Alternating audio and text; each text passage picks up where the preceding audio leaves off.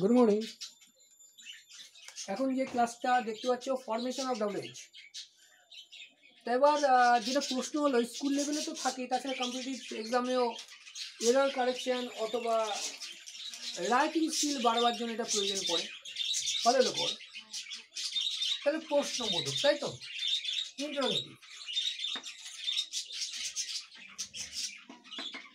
Interrogative sentence. Interrogative sentence দুভাবে form হয়। দেখো, একটা হলো কিছু প্রশ্ন আছে, উত্তর দেখে করব। হ্যাঁ, কিছু প্রশ্ন আছে, তার উত্তর হ্যাঁ বা নাতে হয়, বা বলা হয় ইয়েস অর নো। কিছু প্রশ্নের উত্তর আছে ইয়েস অর নোতে দিতে পারি। এই ইয়েস অর নোতে যখন আমরা প্রশ্নের উত্তর করি তখন আমরা দেখি ভার্বটাকে প্রধান করি এবং আগে এনে কাজ করি। আরও কিছু উত্তর আছে যেটা স্পেসিফিক আনসার করতে হয়, মানে হ্যাঁ বা নাই উত্তর হয় না, হ্যাঁ বা নাই উত্তর হয় না, সেগুলোকে আমরা WH দ্বারা করি। কি বললাম? WH দ্বারা করি। তাহলে মনে রাখবে যে interrogative sentence often begin with, যখন হ্যাঁ বা নাই উত্তর আসছে না, মানে WH কোশ্চেন যখন করব তখন who, which, what, whose, when, how এইগুলো দিয়ে হবে। তাই দুটো জিনিস মনে রাখবো। প্রথমে আমাদের ইন্টারোগেটিভ সেন্টেন্স দুভাবে হবে। একটাই উত্তর হ্যাঁ বা নায়ে হয়, সেটা কি হবে? সেটা ভার্ব দিয়ে কাজ করব, অবয়ব ভার্ব দিয়ে। আবার আরেকটা উত্তর স্পেসিফিক অ্যান্সার, সেটাকে আমরা বলবো কি WH। যেমন দেখো, আমি বললাম আর ইউ ওকে, লক্ষ্য করো, আর ইউ ওকে, তুমি উত্তর করতে পারো ইয়েস অর নো। তাহলে প্রশ্ন কি দিয়ে করবে? দেখো হেল্পিং ভার্ব। কিন্তু যদি আমি বলি where are you going, where are you going, এর উত্তর কি হ্যাঁ না করতে পারবে না। তুমি হয়তো বললো I am going to school. তাহলে এখানেই বোঝার যে WH ফরমেশন বা WH দিয়ে যখন আমরা প্রশ্ন করব তখন ওটা স্পেসিফিক উত্তর আসবে। আর WH ছাড়া যখন আমরা দেখবো ভার্ব সামনে রেখে প্রশ্ন করেছি, তার উত্তর কি আসবে? Yes or নোতে।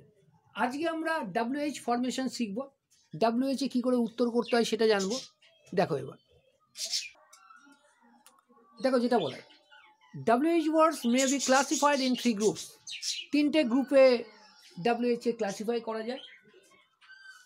প্রথমটা হচ্ছে ইন্টারোগেটিভ প্রোনাউন্স।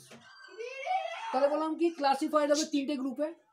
একটা হচ্ছে ইন্টারোগেটিভ প্রোনাউন্স, একটা হচ্ছে ইন্টারোগেটিভ অ্যাডজেক্টিভস অ্যান্ড আর একটা হচ্ছে ইন্টারোগেটিভ অ্যাডভার্ব। তাই এদের আওতায় কে পড়ছে? যেমন প্রোনাউনও আসছি, হু, হুইচ, হোয়াট, হুম আর হুজ, এটা যে ইন্টারোগেটিভ প্রোনাউন। এবার যদি অ্যাডজেক্টিভ আসে ইন্টারোগেটিভ, তাহলে হোয়াট, হুইচ আর হুম। এবং 3 নম্বর ক্লাসিফিকেশন যেটা বা 3 নম্বর গ্রুপে যেটা রয়েছে বা 3 নম্বর গ্রুপ যেটা বিলং করে, সেটা হচ্ছে ইন্টারোগেটিভ অ্যাডভার্ব। এর মধ্যে কি আছে? ওয়্যার আছে, হোয়েন আছে, হোয়াই আছে এবং হাউ আছে। এখানে যে শব্দগুলো দেখলে হুইচ, হোয়াট, হুম বা হুজ অথবা হোয়ার, যতগুলো দেখছো এখানে, এই সবকটা দিয়েই কিন্তু আমরা WH ফর্ম করব। তাই এটা মোটামুটি মুখস্থ রাখো। আমি এবার দেখছি যে ফরমেশনটা কি করে করব। সবার আগে আমি দেখাবো একদম কনসেপ্ট নিয়ে, যেটা মেনলি স্কুলে আসে। তারপরে এর ওপরে যে এররগুলো থাকে সে নিয়ে আলোচনা করছি। আগে এটা দেখে নাও।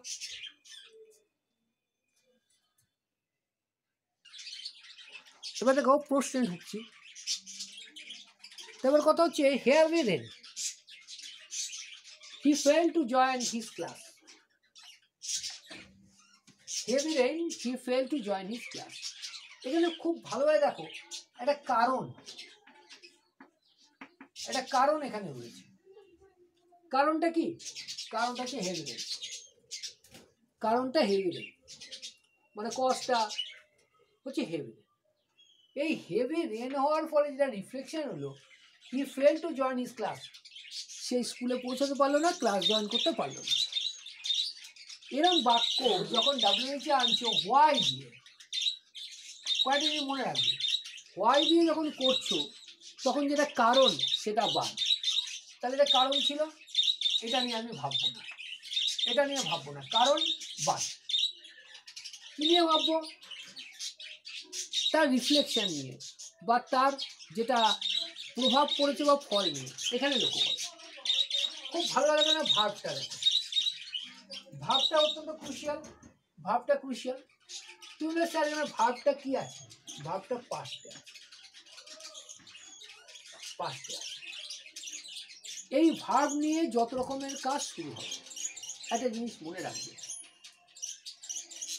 সেখানে আমি লিখে দিচ্ছি, প্রেজেন্ট ফর্মে যদি থাকে ভার্ব, তাহলে ডু বা ডাজ হয়। আর যদি পাস্ট ফর্মে থাকে তাহলে ডিড হয়। এটা মনে রাখবে। ডু হোক, ডাজ হোক বা ডিড হোক, এরপরে যেটা ভার্ব বসবে সেটা হচ্ছে প্রেজেন্ট ফর্ম। ভার্বটা প্রেজেন্ট ফর্মে, এটা মনে রাখবে। কিন্তু যদি দেখি হেল্পিং ভার্ব রয়েছে, অ্যাম, ইজ, আর, ওয়াজ, ওয়্যার বা এই টাইপের কিছু ভার্ব রয়েছে, তাহলে সেই ভার্ব দিয়ে কাজ হয়। তাহলে এখানে আমরা যেটা দেখছি, এখানে হেল্পিং ভার্ব নেই, এখানে কি আছে? পাস্ট টেন্সে লিখেছে ফেল। তাহলে ফরমেশন কি হচ্ছে? প্রথমে WH হলো, তারপরে হয় ডু বা ডাজ বা ডি। আমি এর আগেই বললাম প্রেজেন্ট ফর্মুলে এই দুটো হতে পারে, থার্ড পারসন সিঙ্গুলার নাম্বারে ডাজ হবে, নয়তো ডু হবে, আর পাস্ট ফর্মুলে ডি। অথবা হেল্পিং ভার্ব বা অক্সিলারি আছে। হেল্পিং ভার্ব ওই যে অ্যাম, ইজ, আর, ওয়াজ, ওয়্যার। তারপরে বলবে সাবজেক্ট। ক্লিয়ার? যেহেতু ডু, ডাজ, ডিড যদি থাকে তাহলে ভার্বের প্রেজেন্ট ফর্ম,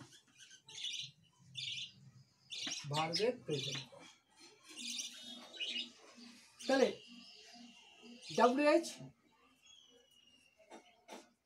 তারপরে ডু, ডাজ, ডিড অথবা এটা, তারপর সাবজেক্ট, তারপরে ভার্ব প্লাস যা আছে তা।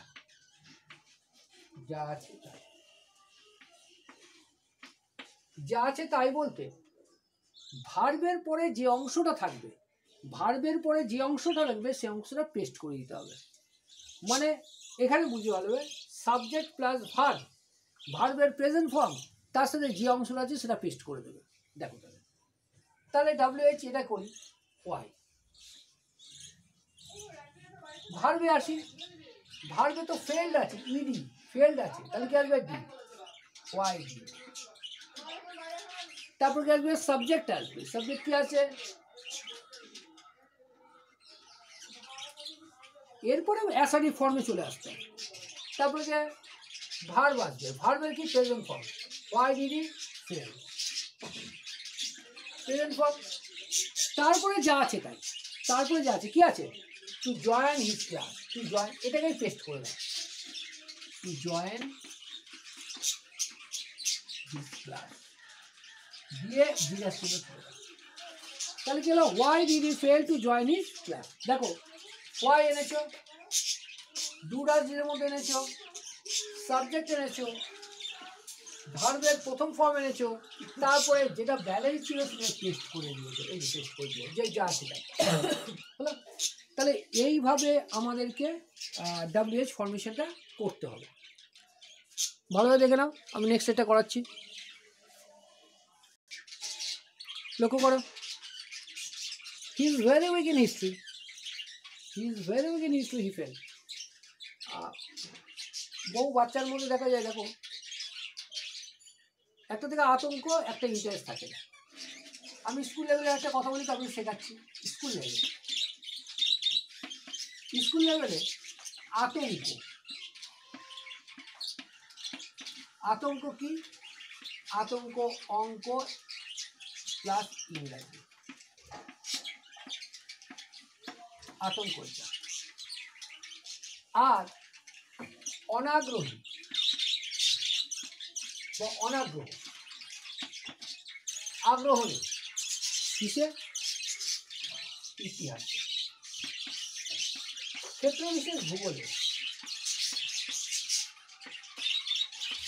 আর আরেকটা আছে বলবো যেটা রাষ্ট্রবিজ্ঞান, এটা 11 ক্লাসে। একটা কথা বলে নিই তোমরা কথা। তোমরা জানো যে আমি মেনলি কম্পিটিটিভ এক্সাম এবং অ্যাডভান্স স্টাডি করিয়ে থাকি, তার পাশাপাশি ক্লাসেরও করে।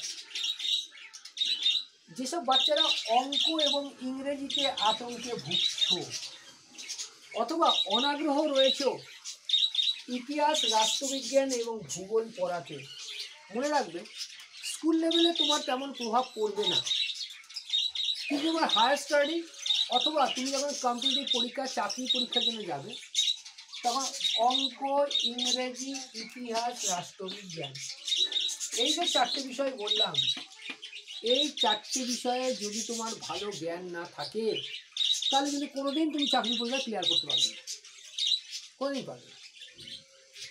তাহলে এই 4টে বিষয়ে স্পেশাল কেয়ার নিতে হবে। খালি পাস করলেই হবে না, বড় বড় নাম্বার পেলেই হবে না, ওই বড় বড় নাম্বারে তুমি যোগ্য কি না সেটা দেখতে হবে। এটা অনেকে আমার এই কথা নিয়ে উষ্মা প্রকাশ করে বা ক্ষোভ প্রকাশ করে, যে আমি বলি আমরা যারা মেধাহীন নাম্বার পাচ্ছি তারা কিন্তু চাকরি পরীক্ষার যোগ্য নয়। বহু বাচ্চা আসে আমার কাছে যারা অ্যাবভ 90% পেয়েছে, এরকমও বাচ্চা আছে। তার মধ্যে কিন্তু অনেক বাচ্চাকেই দেখি যে সত্যিকারে 90% বা সত্যিকারে 80% পাওয়ার বাচ্চা তারা নয়। পরীক্ষায় কমন পেয়েছে, ঠিক আছে নাম্বার, কিন্তু তোমাকে শিখতে হবে, বুঝতে হবে, জানতে হবে। আদারওয়াইজ তুমি যে পড়ালেখাটা করছো সেটা গুড ফর নাথিং। লোহার মুকুট হয়ে মাথায় থাকবে আফটার গ্র্যাজুয়েশন। সুতরাং পড়ালেখাটা খুব ভালোভাবে করো, প্রত্যেকটা জিনিস বোঝার চেষ্টা করো। শিক্ষক মহাশয় তোমাকে সেই স্কুলের হোক বা প্রাইভেট টিউটর হোক, উনি কিন্তু অত্যন্ত আগ্রহে থাকে তোমাকে বোঝাবার জন্য। তুমি তার কাছ থেকে বুঝে নাও, তাকে বারংবার জিজ্ঞাসা করো যে জিনিসটা বুঝতে পারছো না। মুখস্থের ধান্দা করবে না, এবং মুখস্থের ধান্দা করলে নাম্বার ভালো পাবে, কিন্তু সেই নাম্বার দিয়ে তুমি কোনো ডিভিডেন্ড পাবে না, মানে নাম্বারটা গুড ফর নাথিং হয়ে থাকবে। ঠিক আছে, পরে কথা বলছি আবার। তাহলে এই বিষয়গুলোকে খেয়াল রাখবে। তাহলে বললো হোয়াই, তাহলে কারণ বাদ যাবে। কারণ বাদ, কারণটা কি? সে অত্যন্ত দুর্বল, তাহলে এই পুরো সেন্টেন্সই বাদ। তাহলে হি ফেল্ড, এটা নিয়ে কাজ, পাস্ট টেন্সে রয়েছে। তাহলে কি হবে? হোয়াই, ইডি আছে, বি, সাবজেক্ট বি, তারপরে V1 ফেল্ড হবে না, তাহলে কি হবে? Why did he fail. বাদ বাকি কিছু লেখা নেই, আমরাও লিখতে পারবো না। বাদ বাকি কিছু যদি লেখা থাকতো সেটা আমরা পেস্ট করে দিতাম ভার্বের পরে। ভার্বের পরের অংশটা নিয়ে আর টানা হেঁচড়া করবে না, ভার্বের পরে যে অংশটা আছে টোটালি সেটাই পেস্ট করে দেবে। তাহলে এটা কী হলো? Why did he fail. খুব ভালো হবে। নেক্সট আরেকটা দেখাচ্ছি।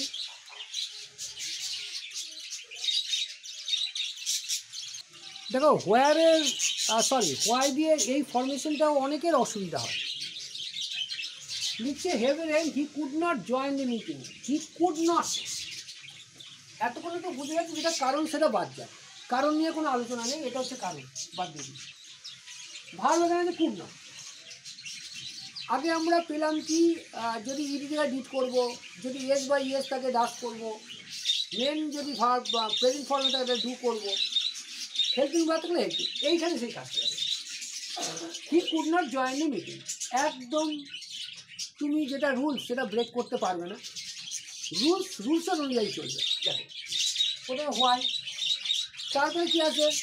ডু ডাজ ডু বা ভার্ব আছে বলে যান helper why could clear could রয়েছে কুডটা নেই কিন্তু ব্যাপারটা হলো কুডের পরে তুমি নট দিতে পারবে না তাহলে হেল্পিং ভার্বের পরে বা ডু ডাজ ডু এর পরে অবশ্যই তোমাকে সাবজেক্ট আছে তাহলে হোয়াই কুড ক্লিয়ার তারপরে বসাবো তারপরে why could E not clear could not কিন্তু হবে না কুড হি নট জয়েন যা আছে তাই join the meeting why could he not join the meeting দেখো গ্রামার যদি তুমি ঠিক মতো না শেখো তাহলে সত্যিকারের ইংরাজি নির্ভুল ইংরেজি শিখতে পারবে না আর ইংরেজির যে কত গুরুত্ব সেটা তুমি এর মধ্যে অনুধাবন করতে পারছো প্রত্যেকটা সাবজেক্টে ইংরেজির তো বটে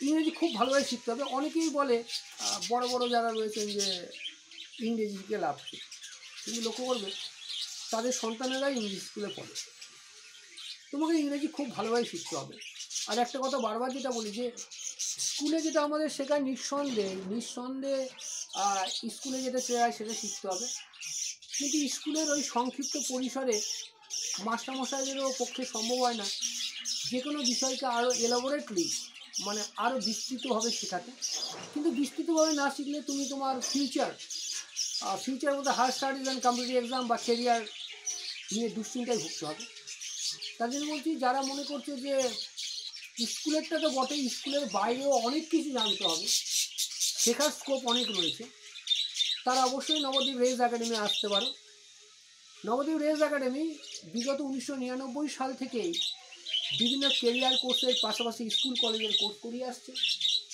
ছোটো ক্লাস যারা রয়েছে ক্লাস 5 to 10 সেটা সিবিএসসি আইসিএসসি আমাদের ডব্লিউবি বোর্ড বাংলা এবং ইংরেজি মাধ্যম উভয়ে ইংরেজি অঙ্ক ভূগোল ইতিহাস এই চারটে বিষয়ের উপরে স্পেশাল কেয়ার থাকে অন্য বিষয়ের উপর কেয়ার থাকে যে টোটালটাই করানো হয় তার মধ্যে আমার দায়িত্বে পড়ে ইংরেজি অঙ্ক ভূগোল ইতিহাসটাও আমি দেখি মাঝে মধ্যে তাছাড়া আমি রয়েছি পাশাপাশি রয়েছেন সীমা ম্যাডাম প্রজ্ঞাদিত্য ম্যাডাম সম্পূর্ণ ঘরোয়া পরিবেশে আমাদের পড়ানো সমস্ত কাজ বোর্ডওয়ার্কের মাধ্যমে অনলাইন অফলাইন দুটোই রয়েছে এছাড়াও রেকর্ডেড ভিডিও ক্লাসেরও ব্যবস্থা রয়েছে ছোটদের জন্য সুতরাং কেউ যদি মনে করে স্কুল কোর্স তো বটে স্কুল কোর্সের বাইরেও অনেক কিছু জানতে হবে এবং প্রথম থেকে পড়াটা বা পড়ার পরিকাঠামো এমন করতে হবে